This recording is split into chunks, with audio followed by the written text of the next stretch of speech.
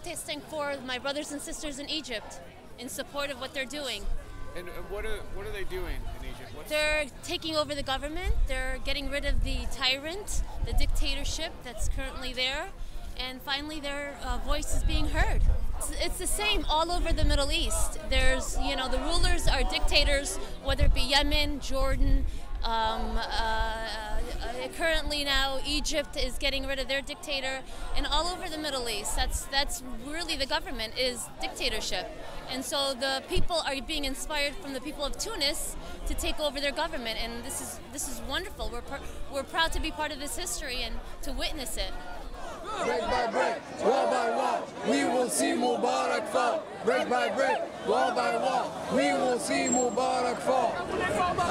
I came today in solidarity with my people. All my family is back home in Egypt. I've been visiting. I was actually there at the beginning of the year, and it is the same old same. Every year I go there, people are just having harder time. Egyptians are very tolerant and very peaceful, and they have not been able to express themselves for a long time. And this has been unexpected and spontaneous from you guys also, and it is very inspiring. Very inspiring.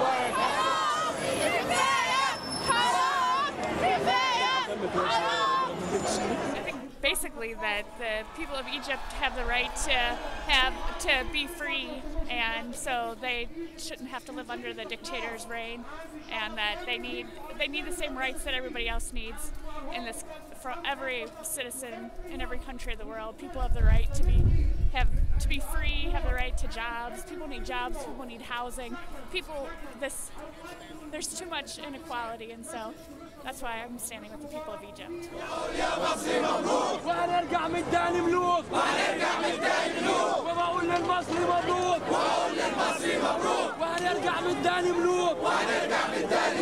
I think it's about solidarity, not necessarily that I adopted platform, but I stand with solidarity against our common opponents, and that's repressive regimes. Mubarak's been there for 30 years, martial law has been in place. Anytime you've got that kind of situation, it's volatile, and it keeps down the common people. And I think we have a lot here in America, a lot more in common with the working class and the people in Egypt than we do the ruling class that are dictating the mandates between the austerity budgets, the finances, and so forth. So I'm really out here just out of support, solidarity. Great. I see you have a Veterans for Peace button. Are you a veteran of what? 15 years in the Army. Mobilized for Desert Storm. Never got out of the country, but I said next war, don't call me. So, yeah, we have to find another way. The idea of throwing, rocks, bombs, we have to start ratcheting that down. Find another way. Let the common voice rise up. And what are our common needs? We have to start valuing things more than, just oil and resources. We have to look at what people need for their daily existence. What do you think of the demonstration today here in Chicago? I think it's important. I think it's outstanding. I'm excited. I'm glad to be a part of it. It's historical. I think Mubarak's going to fall. The question is what rises above that, and it may be the start of something globally. I would like to see that. I think we're close.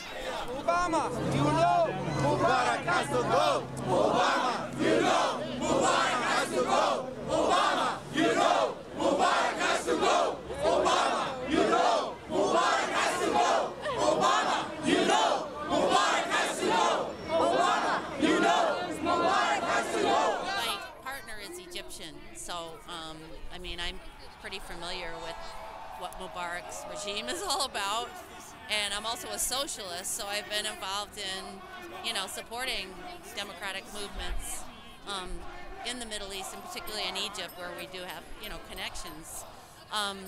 I think that Mubarak right now is teetering.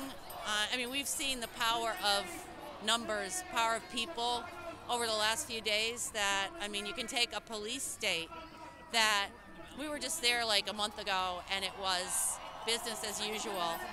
And here you are a few weeks later and this elaborate and ruthless police state. It's almost like once people got to the point where they recognized their power of just their numbers, they were able to have the confidence, and once you have the confidence, then it kind of exposes the facade for what it is, and then the police have to decide which side they're on, Some of them went with the people, some went the other way and fled.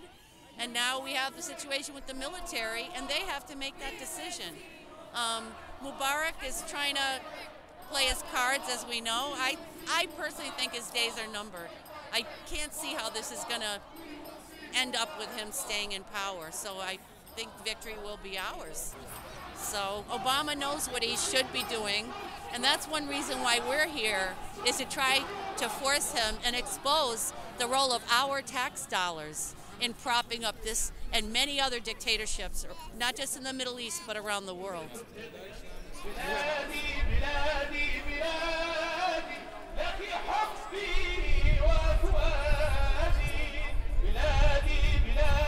A lot of the goal of this march was to make sure that the Egyptian people know that they're not isolated, that despite the cutoff of Facebook and Twitter and Sims and the effort by the dictatorship to cut Egypt off from the rest of the world, the people of the world heard the Egyptian people. The people of the world are mobilizing today in solidarity with the Egyptian revolution. 10 cities, right? 10 cities and dozens in Europe, dozens in Latin America. It's hard to track how many of them are happening because these demonstrations are breaking out and are being organized in much the same way as the struggle in Egypt has emerged, right? By everyday people coming to the streets, right? When they got a tip, or they got a phone call, or they saw it on Facebook. The thing that I think is really clear here is that it will not be business as usual in the Middle East after today. Mubarak is going to be out. I have no doubt of that, because the Egyptian people will not accept anything less than that. The one, I don't know, but the one message that I think the Egyptian people have sent is it won't be somebody appointed by Washington.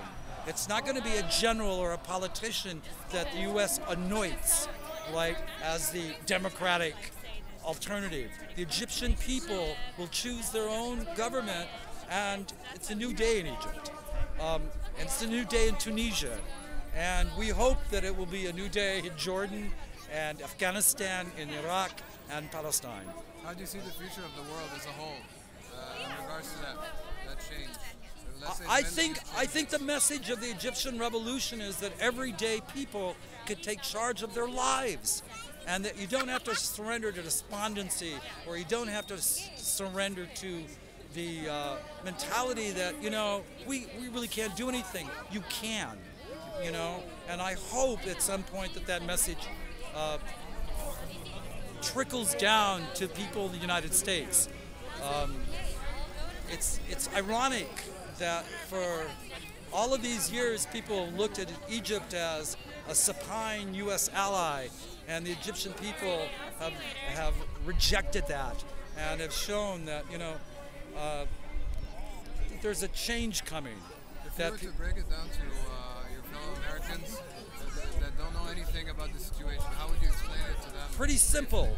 The United States has been supporting a dictatorship in Egypt for 30 years.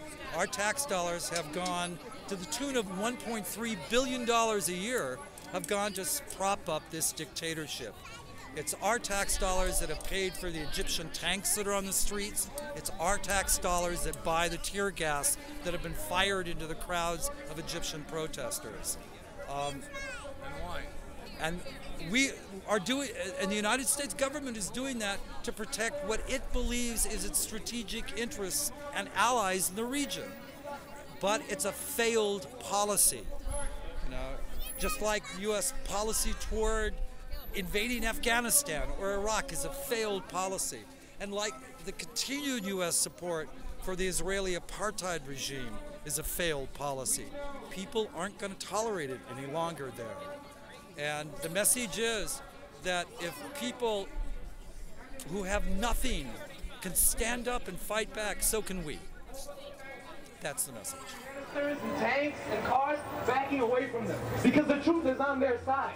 Regardless of if you shut down Facebook, if you shut down Twitter, if you close the television stations, if you block all mobile phones, the revolution will still be televised. Because we are here today.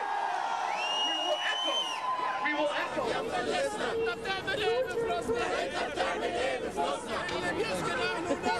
Well, I think this is really a historic moment. You know, who would have thought 3 weeks ago that Mubarak could fall, the linchpin of the U.S. global strategy to lock down the Middle East. You know, now in 2 weeks' time, a youthquake has shaken the foundations of a key comprador U.S.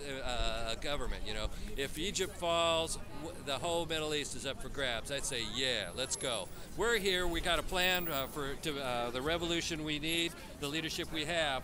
We're trying to build a movement for we are building a movement for revolution right here in the U.S. U.S. is the cornerstone. You know, right now, concentration of what's all that's wrong with the world. Capitalism and imperialism, you know, and in these moments sometimes people have lifted their sights up, and so that's what we're trying to do. We're talking to folks, you know, that what Egypt needs is the same thing the U.S. needs. It needs revolution, it needs communism, you know, and that's the only way we're going to get this yoke of thousands of years of bullshit off of people's shoulders, you know. The total emancipation of humanity. Women, no men over women, no one nation over another, no black over white, you know, no mental over manual labor, you know, finding all the hard ways to rebuild history in the interest of humanity. Love you, Egypt, and the revolution will be televised, and I vote for El Baradi. We are in solidarity with you in the world. Yeah.